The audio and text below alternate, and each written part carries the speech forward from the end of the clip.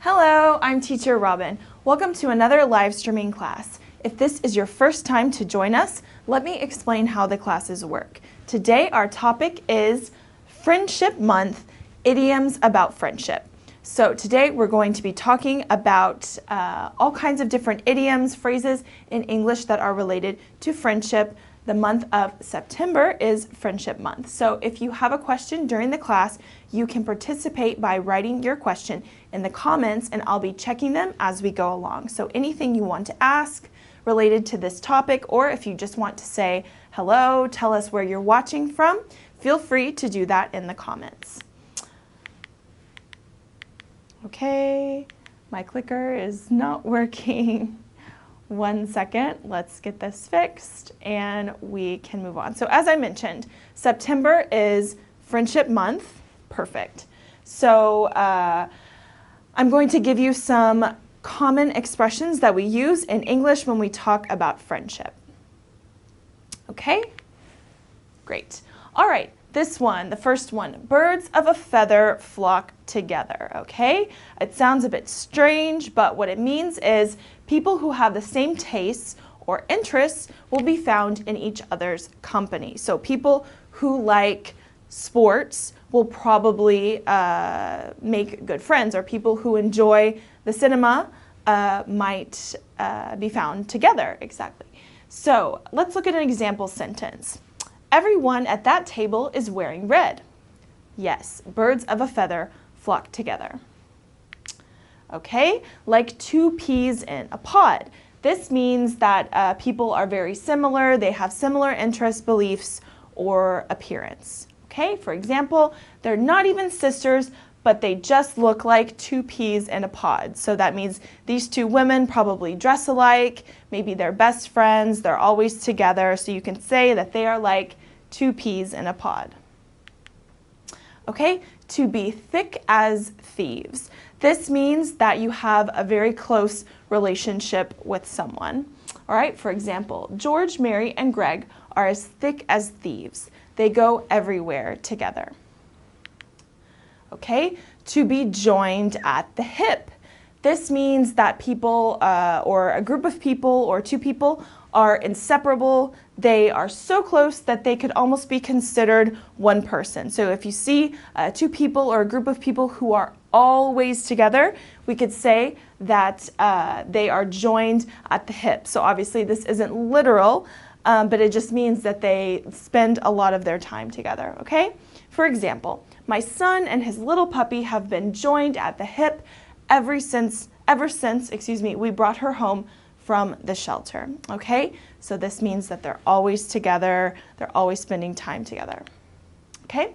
To speak the same language, all right? Now in this case, we're not talking about language like English or Spanish, etc. This means that you understand someone very well, you have similar attitudes or opinions about important matters. For example, Fred and his father do not speak the same language when it comes to politics. So that means that they do not have similar views. They have very different views when it comes to politics. Okay, I see several people are watching now. We have Astrid, Paul, Zara, Connor, Paulette, Naji, and Noor. Okay, I hope I pronounced everyone's name right. Thank you for watching. And again, if you have a question, feel free to write it in the comments. All right, let's look at another idiom related to friendship. To get on famously, okay? This means that you have an exceptionally good relationship with someone. For example, my grandparents have been married for over 50 years and they still get on famously, okay? So they are still very close. They have a great relationship just like they did 50 years ago. Okay?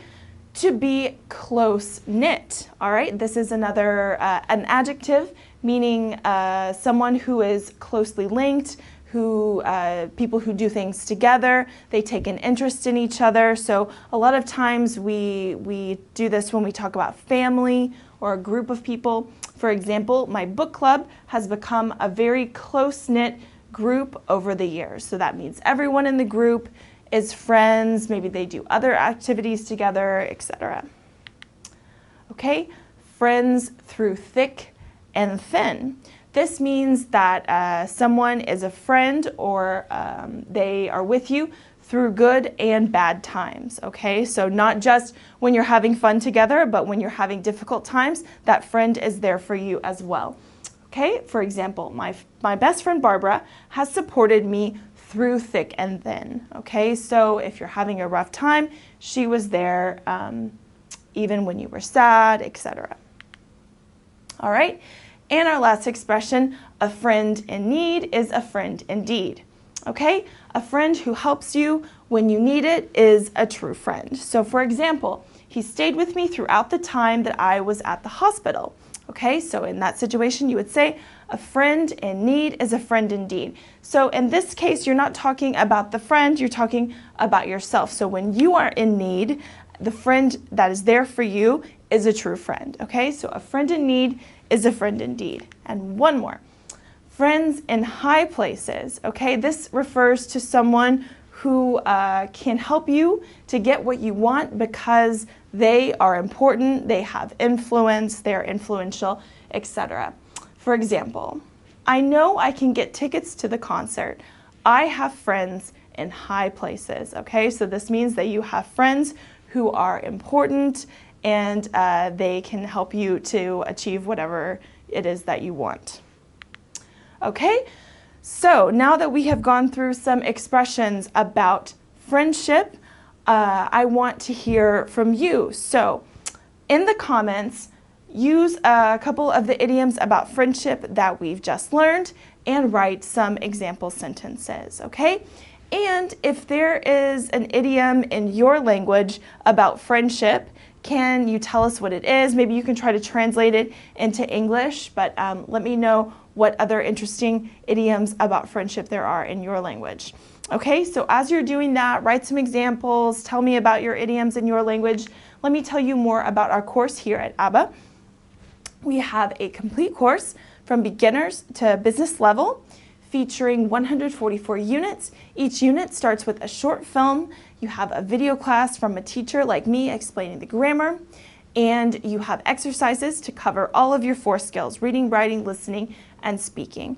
Our course is very flexible in that you can take it with you wherever you go. We have our web campus, and we also have our app. So if you have the app on your phone, you can take it with you when you travel, on your way to work, before you go to bed at night, etc. So you can study whenever you want. So in addition to our course, we also have a blog with tons of information, more idioms. If you're interested in learning idioms, there are hundreds of idioms in the English language. Today, we've only covered the ones related to friendship, but there are many, many more. You can check out our blog. You can also find some grammar explanations, more information about English for business, English for travel. So a lot of really good information can be found on our blog. Excuse me. You can join us on our social media networks. We have Facebook, Twitter, YouTube, and Instagram, and we are uploading new content on those channels every day. So check those out if you haven't already. And let's see if anyone has written a comment or asked a question. I see Connor is joining us, and he said to be on the same page. Yes, that is a great one. If you understand someone and you feel the same way, you can say we are on the same page. Okay, great, well done.